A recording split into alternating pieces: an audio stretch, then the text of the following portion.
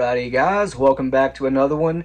Today we're putting together some number 2 buck in 2 3/4 inch 12 gauge using the CTPS-47 wad.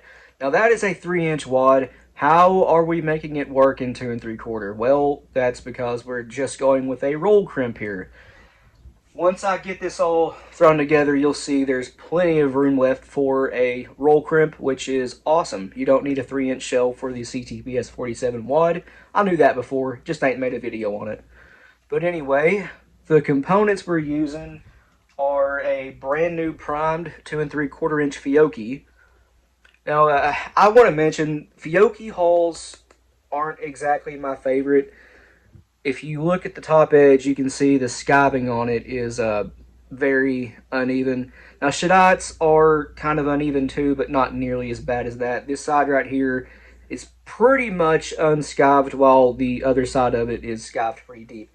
Why does that matter? Well, it makes it hard to fold crimp these. In any case, Fiocchi hulls are a lot more difficult to get a good crimp on than Shadites.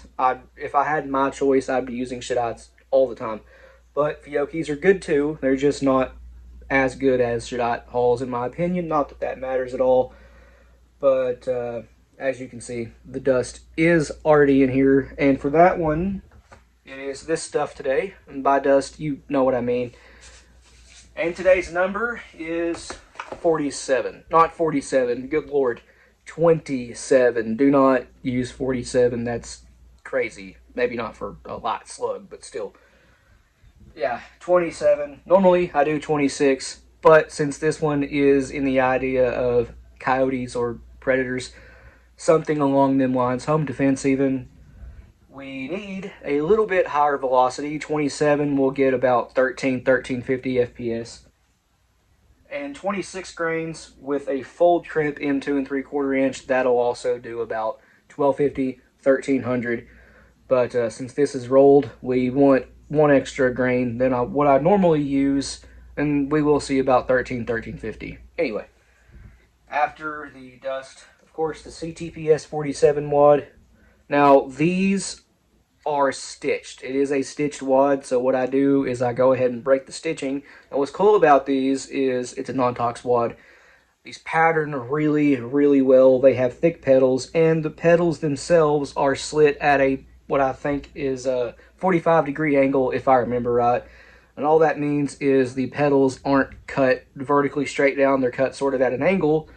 And that's great for tungsten and really hard steel pellets, anything harder than steel, because the petals themselves are sealed. Even if a pellet were to, catch that crease right there, it still can't come through because the slit itself is sealed. It's impossible to show on camera, but it is a really cool idea, having vertical slits like that.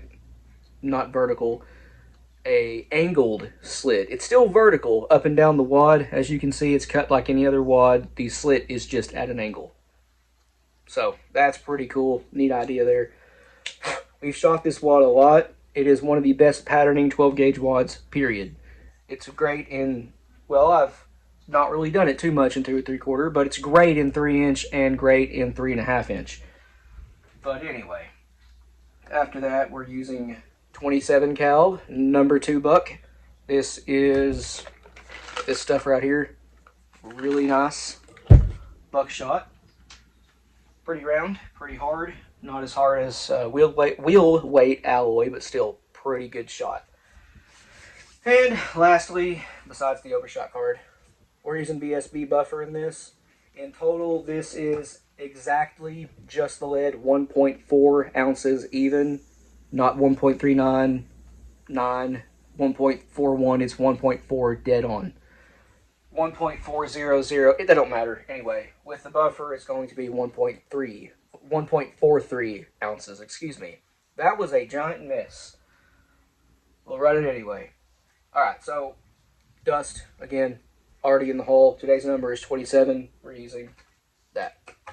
CTPS-47 wad, and as you can see, there is still about 3/8 of an inch of hull left. Not enough to fold, but plenty of room left to roll crimp, which is awesome. This wad works in all three major lengths of 12 gauge.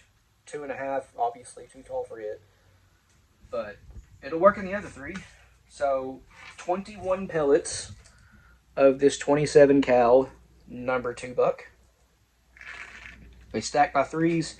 Just drop them in and give them a shake. They'll find their own way. And that pellet, the top layer of pellets, are exactly flush with the top of that wad, which is right where you want it. You can have it a little bit below, a little bit over, it don't matter, but having it right to the top of the wad is ideal. No need for putting a overshot card inside the top of the wad. Nope, you can add filler if that happens, like a felt cork fiber wad to bring up stack height a little bit, but this one, no need for any sort of filler. This wad has a built-in crush section, as you guys seen. So yeah, no need for any filler, no need to add any cushion. It's a great wad. Now, Ballistic Products BSB buffer. It is my favorite buffer they make. I've said this before, but I'm pretty sure this has mica wad slick mixed into number 47 buffer, which also has the salt and pepper look to it. But yeah, I'm pretty sure this has mica wad slick in it too. If you look at this, you can see it doesn't have any buffer dust on it. I'll dip it in here and swirl it around and knock off the excess. And now you can see it's coated in a white dust, for lack of a better term. And if you feel that, it is actually very, very slippery. Just like mica wad slick is. I don't know if that's what's in here, but I'm pretty sure they put mica wad slick into the mix number 47 buffer and called it BSB. If I'm wrong and you guys know, please correct me in the comments below. I might actually reach out to Ballistic Products and ask exactly what this stuff is, what's the difference between it and mix number 47. There is a visual difference. The BSB buffer used to be called ITX. It's rebranded to BSB, but if you look at it, it has a really shiny, some sort of powder mixed in there. Again, I think it's mica wad slick, but it's really shiny. The mix number 47 does not have that. It is just white and black powder. Nope, this stuff has a sheen to it. Anyway, let's get some in this haul. It is a little bit more expensive than the original or mix number 47 buffer, but I also use it to coat my wads sometimes, like you would with mica wad slick. Makes them a little slick. A little bit more buffer, and that's got it right there. Top row of pellets, most of the way covered. That's all you really need. 12 gauge overshot card. We'll drop that in and get it flat with the press. There you go. This one's ready to roll. I will be using a Reloaders Network 4-pin. And that's all this one is, guys. Very, very simple. Powder, wad shot, buffer, crimp, roll crimp. Okay, Reloaders Network 4-pin did an amazing job, just like it always does. That is a fairly shallow crimp, but still plenty to hold. That is a really, really nice looking shell right there. It's roughly the same height as a fold crimped 3-inch shell. See if I have one nearby somewhere. Not sure if I do. Is that one? No. So I found one. This is fold crimped 3-inch versus the roll crimp 2 3/4. As you can see, they are get a good background spot right there. Yeah, exactly the same height. No difference at all. You're basically still shooting a 3-inch shell, except it is 2 3/4 inch. Can you get more capacity using that in a pump or auto? Nope.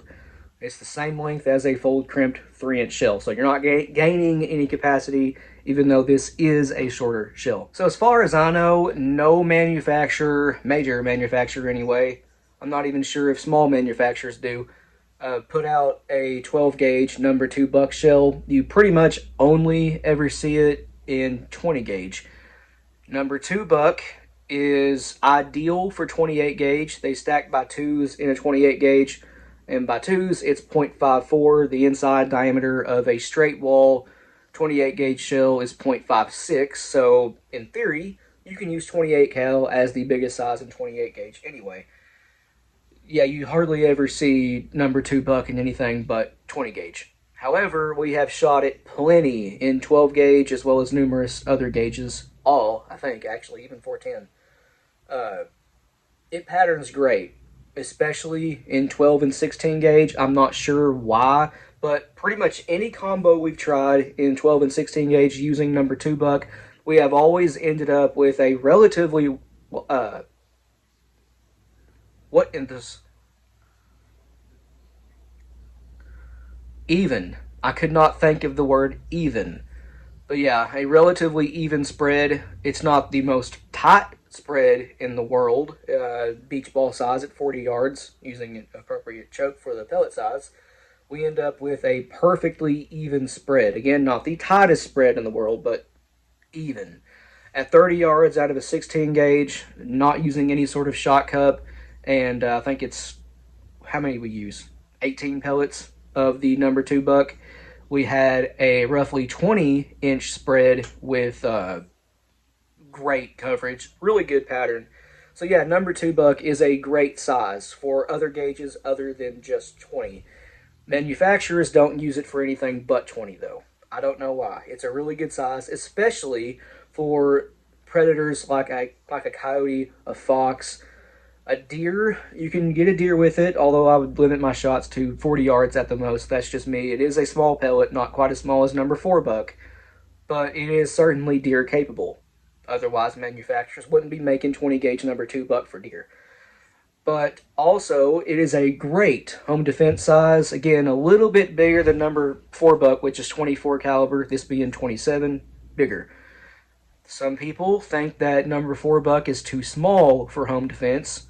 Some people think anything bigger than number 1 is too big for home defense. This is right in between number 1 buck and number 4 buck. So, really, it's an ideal size for home defense. Now, that being said, number 4 buck on a small intended target will still overpenetrate. It'll blow through multiple layers of drywall, and it will also go through, again, a smaller intended target, like Skeletor, skinny.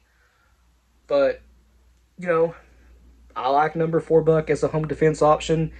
Anything out of a shotgun, I don't think anyone's going to say, yeah, give me that, I'm still going to come after you. No. It's still going to put them down. I don't care what the pellet size is. If they get hit with number 9 lead, the blunt force trauma inside a house, really short ranges, they are not getting back up from that. It's shotguns are devastating. If you don't know, even the smaller pellets like the number 9 lead inside of a house at home defense ranges, we're talking at most 7 yards, which is 21 feet roughly. That is still going to hit, even at those 7 yards, about like a slug. Now, if you go to 10 yards or something like that, yeah, I'd rather have buckshot than birdshot. But at point blank ranges or just a few yards away, that shot is going to hit more like a slug. It's going to have an incredible amount of muzzle energy and do a lot of damage. It's not going to penetrate that deep though. But if someone gets hit by that much muzzle energy, they're probably going to want to rethink their actions, if not totally incapacitated. I've said this multiple times, but what do I use for home defense? Not that I think I'd ever need it, but always just in case. I use lead BB in 2 3/4 inch 12 gauge H&R partner pump. Yeah, I use lead BB because that's not going to overpenetrate too bad. There are bedrooms all around inside my house, and I don't want anything blowing through the walls, so lead BB is what I use. Obviously, that'll still go through walls too, but if it's going through a layer of drywall, it's going to lose a lot of energy.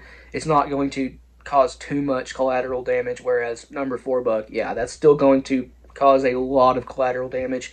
It'll go through, again, multiple walls. Lead BB really won't. Anyways, guys, sorry for all the rambling. Just in a good mood and felt like talking.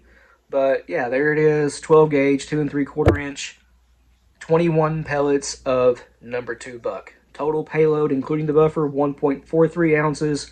Without the buffer, dead on 1.4. Hope you guys enjoyed it. This was a pretty fun video. Please like and subscribe. We always appreciate that. If you have any questions or comments, leave them in the comment section below, and we'll get back to you. And if you want to, go check out our Patreon. A link to that, as well as a link to our Instagram, Rumble, and merch store, will be in the description below. But other than that, you guys take it easy, and we'll see you in the next one.